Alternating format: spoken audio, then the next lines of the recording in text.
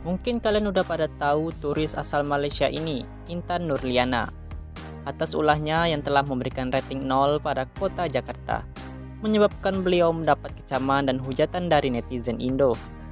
Siapapun itu tentunya akan membuat serangan balik kepada orang yang telah menghina tanah airnya. Baiklah, di sini saya sebenarnya tidak mau membanding-bandingkan supaya terlihat sebagai bangsa yang hebat. Tapi kalau mau adu rating mah kita ayo aja. Sudah banyak kreator TikTok yang udah membalas rating 0 dari Intan ini. Namun sebagai pelengkap sekaligus ultimatum, saya juga akan memberikan rating sendiri terhadap negara asal Intan Nurliani ini. Yang pertama adanya kasino. Kaum Melayu Malaysia atau Raja-Raja Melayu Malaysia boleh saja berdalih bahwa kasino itu untuk konsumen kaum non-muslim. Tapi, bukankah kaum Melayu Malaysia menikmati hasil pajak atau cukai dari bisnis haram itu? Subsidi untuk kaum Melayu jelas sebagian berasal dari hasil kasino.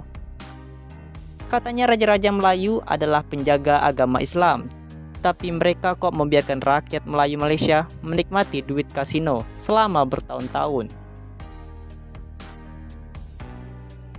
Begitu pula yang kedua, mengenai baku teh atau sup tulang babi yang dijadikan makanan nasional Malaysia. Hal ini amat memalukan. Kita tidak tahu apakah kaum Melayu Malaysia akan berbuka puasa dengan sup babi yang katanya enak ini. Kaum Melayu Malaysia merasa hebat, tapi sesungguhnya tidak berdaya menolak penetapan sup babi ini sebagai makanan nasional Malaysia, seperti terlihat pada video berikut. Kerana BKT atau batu teh itu adalah makanan sup tulang babi, dia berarti sup daging babi juga. Dan lantaran itu, maka ia menampar Islam secara langsung dalam pengertian perkara 3 perlembagaan persekutuan.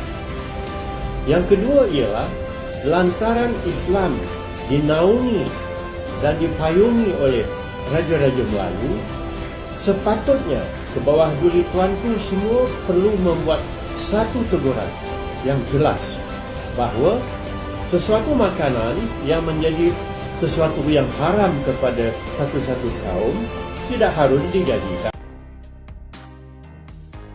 Selanjutnya yang ketiga adalah bahasa Melayu yang tidak bermartabat. Bahasa Melayu telah gagal sebagai bahasa resmi, bahasa pemersatu, dan bahasa ilmu di Malaysia. Jadi, bahasa Melayu Malaysia benar-benar tidak berharga di Malaysia. Dan berikut ini penjelasan dari Profesor.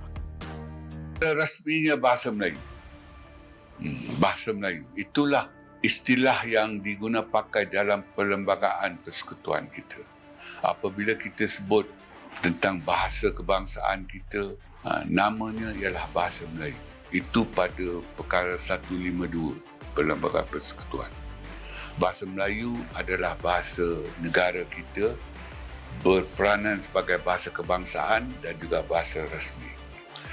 Istilah bahasa Malaysia ini datang kemudian sebagai satu cara untuk mempertingkatkan perpaduan. Dan kita pinjam dari Indonesia. Indonesia mengambil bahasa Melayu, mengangkat bahasa Melayu sebagai bahasa negara dengan memberi nama nasional bahasa Indonesia. Dan kita dapat lihat cara itu berjaya sekali. Rakyat Indonesia begitu teruja dengan bahasa negara mereka, nama nasional bahasa Indonesia, dan mampu dah dengan nama itu rakyat Indonesia yang dari kelompok peribumi itu saja kan 1,500 suku itu dapat disatupadukan. Jadi kita fikir itu caranya. Maka selepas urusan kaum 13 Mei, kita memberi nama bahasa Melayu itu bahasa Malaysia. Tetapi kita tidak ada ubah dari segi perlembagaan. Maknanya nama itu kita angkat untuk tujuan sosiopolitik sajalah. Untuk menjadi wadah yang kononnya lebih mesra lah kepada yang bukan Melayu, untuk mendakap bahasa Melayu itu sebagai bahasa negara mereka bangga. Tapi sayangnya dengan nama sedemikian dan makna nama nasional lah bahasa Malaysia itu, penerimaannya pun tak seberapa lah. Maknanya ialah kalau waktu tu kita tanya orang bukan Melayu, pemimpin Cina dan sebagainya, mereka mengalu-alukan penamaan itu. Baguslah, ini bahasa kita semualah rakyat Malaysia. Dan sepatutnya nama bahasa Malaysia itu boleh mempertingkatkan kebanggaan terhadap bahasa Melayu itulah. Tetapi sayangnya, dia tinggal nama sajalah. Dari segi perundangan negara, tidak ada pun istilah bahasa Malaysia itu digunakan pakai. Dan terakhir, kami akan jelaskan penilaian mengenai Tugu Negara Malaysia yang berwajah British. Tugu negara ini untuk memperingati prajurit yang gugur, antara lain pada Perang Dunia Pertama dan Kedua. Saat itu, Malaysia belum merdeka. Artinya, Tugu negara itu memperingati tewasnya prajurit British. Tugu ini juga digunakan sebagai simbol Hari Pahlawan Malaysia. Karena itulah kami beri nilai 0 besar sebagai negara yang katanya sudah merdeka. Begitu pula cara Malaysia merdeka yang tanpa perjuangan. Hal ini juga kami nilai 0. Kaum Melayu Malaysia dan Raja-Raja Melayu Malaysia tidak berani melawan penjajah. Mereka bahkan jadi pengkhianat Nusantara. Adapun pejuang kemerdekaan yang sebenarnya malah dibiarkan dibunuh oleh British.